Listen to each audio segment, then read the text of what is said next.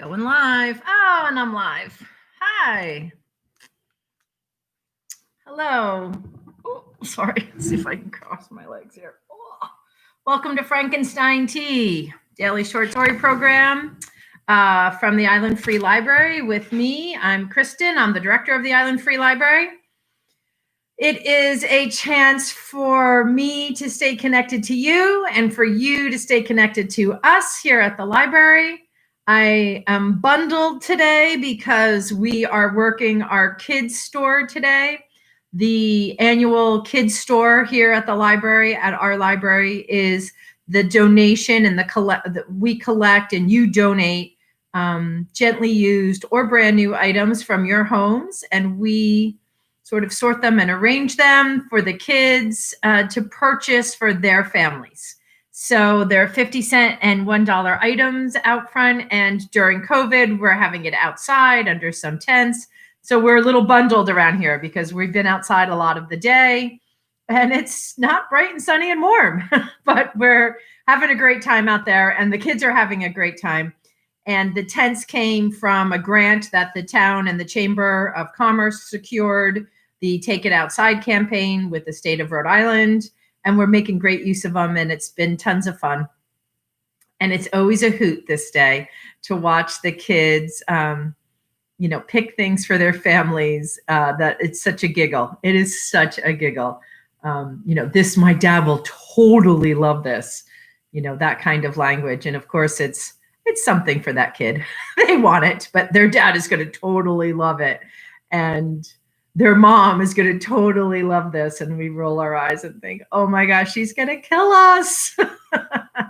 So it's a recycling of gifts. We know we get those gifts back and we sell them to other kids the next year. But once in a while you score and get a winner, and there's a lot of scores out there.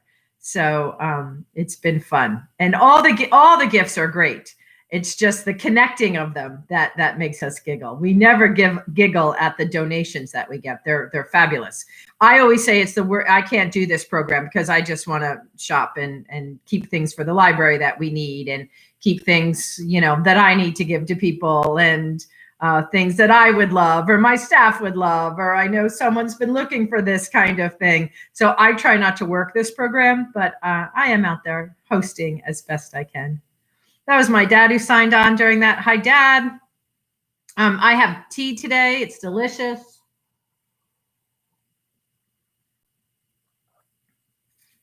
I hope everybody's doing well. I hope you're taking very, very good care of yourselves. This would not be a time that you wanted to slip up and, contract COVID or anything, right? Nobody wants to be sick at the holidays.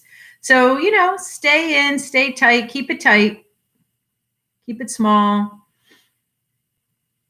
eat right, sleep right, get all your natural defenses up, right? Keep your wits about you, slow and steady. That's the theme in my house, right? I think I spoke about that this week. Slow and steady. We're all going to get there. And then there's always all kinds of breathing techniques you can do if it gets a little wonky in your life, right? My favorite is in through the nose, hold for 2, 1, 2, out through the mouth. Long on the exhale, in through the nose, 1, 2, out through the mouth, long on the exhale. You breathe in fresh air, and you breathe out stress. Continue to breathe while I read to you. I sort of picked this story because I thought it was Leo Tolstoy. And I thought, well, I'll read a little Russian fairy tale here. But I read the story this week, and I don't think I read it here. It's been busy, but I don't think I read this one. And if I did, so be it. But I read the intro just now, and it's not Tolstoy. It was translated into English by Leo Tolstoy. The original story was written in French by Ruben Salliams and demonstrates the virtues of kindness and compassion. So it's not a Tolstoy story, which I didn't get because it says in the title, Papa Pavlov's Special Christmas by Leo Tolstoy. Not a Tolstoy story. Very strange, but here we go. Papa Pavlov's Special Christmas.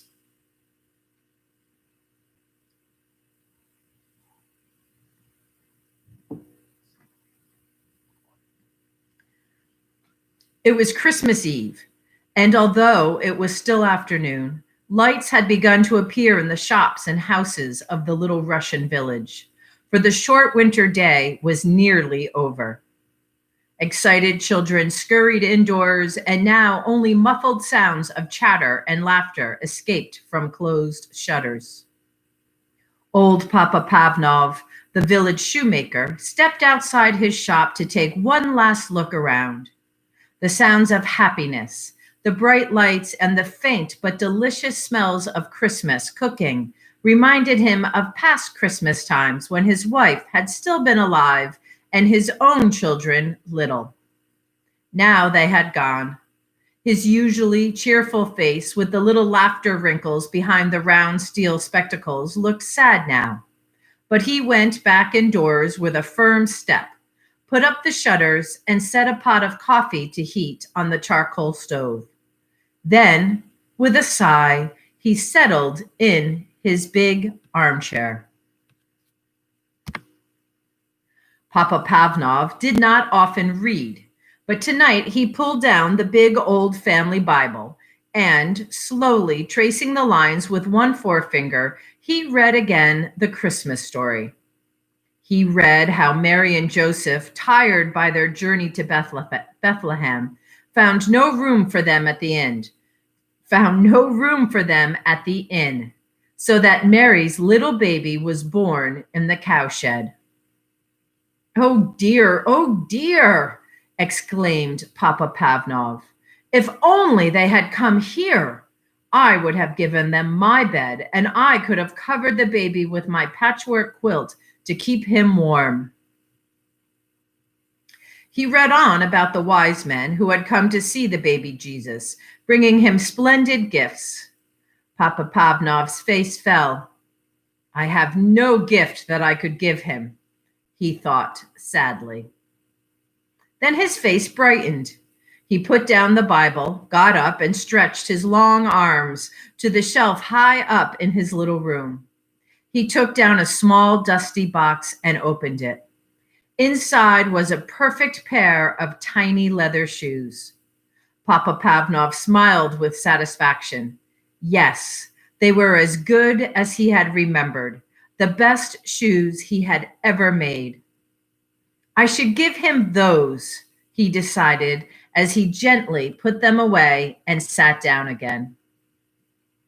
He was feeling tired now, and the further he read, the sleepier he became.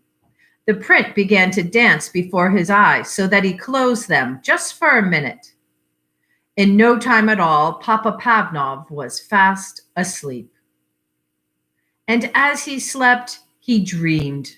He dreamed that someone was in his room, and he knew at once, as one does in dreams, who the person was. It was Jesus. You have been wishing that you could see me, Papa Pavlov, he said kindly. Then look for me tomorrow. It will be Christmas Day, and I will visit you. But look carefully, for I shall not tell you who I am. When at last Papa Pavlov awoke, the bells were ringing out, and a thin light was filtering through the shutters. Bless my soul, said Papa Pavlov. It's Christmas Day.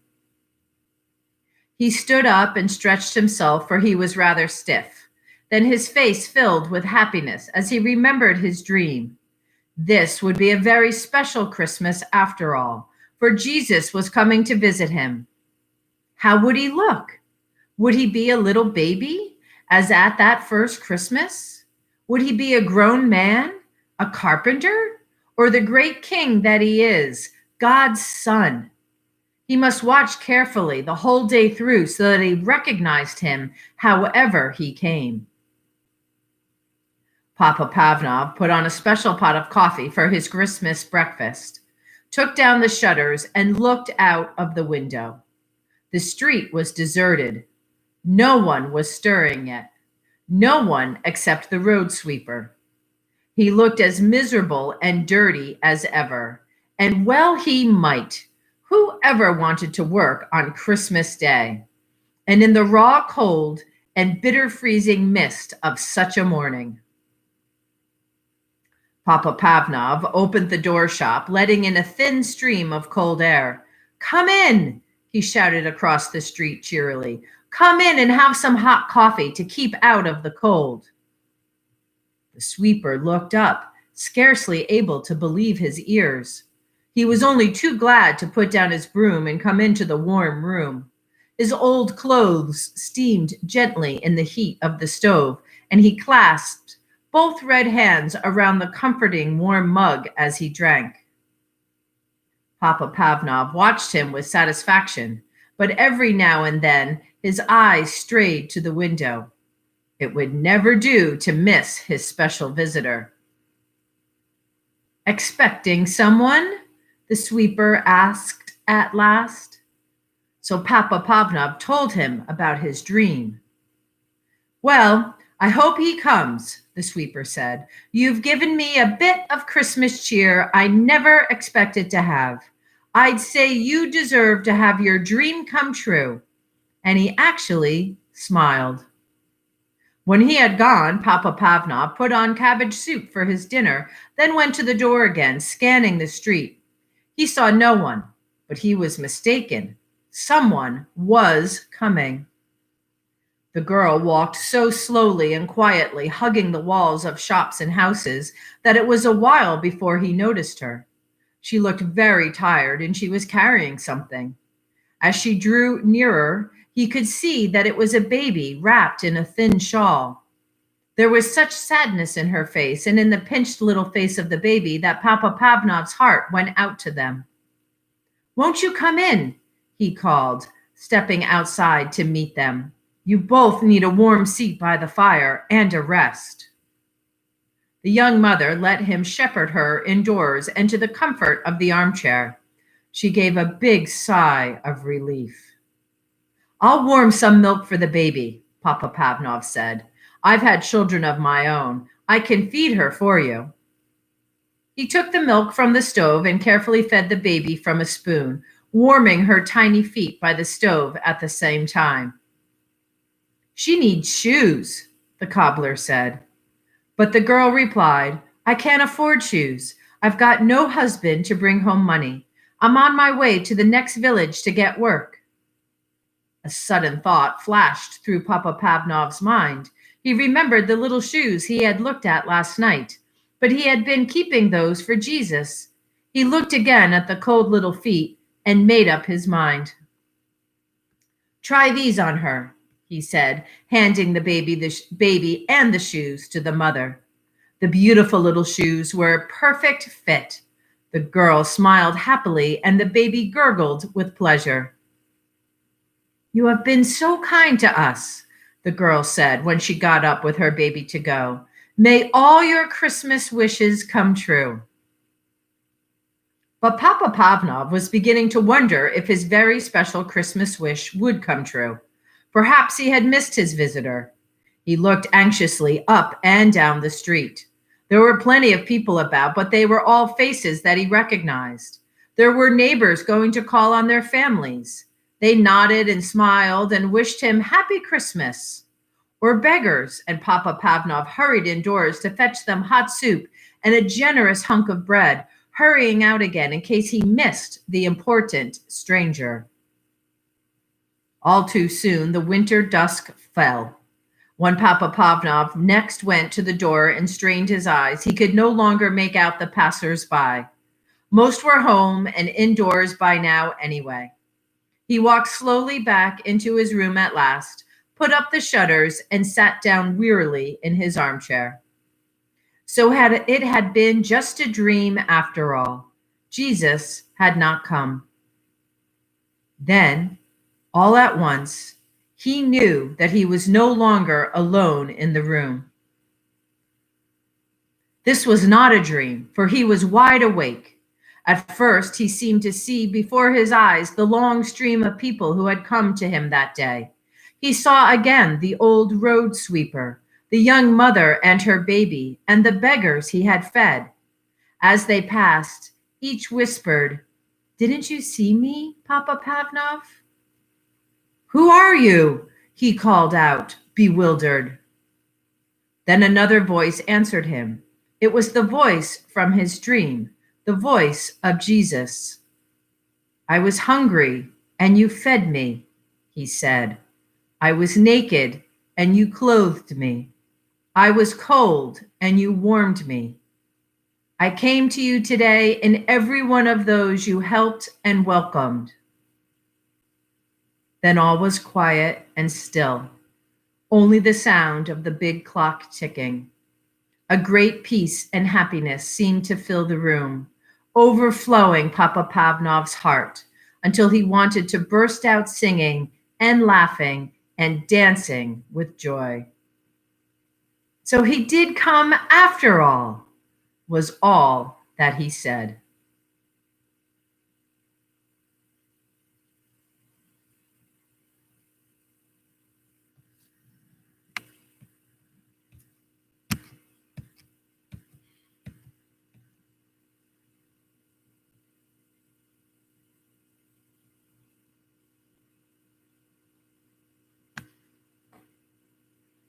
Today's short story for Frankenstein Tea.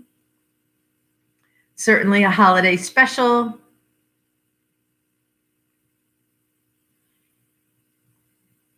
Be kind to each other.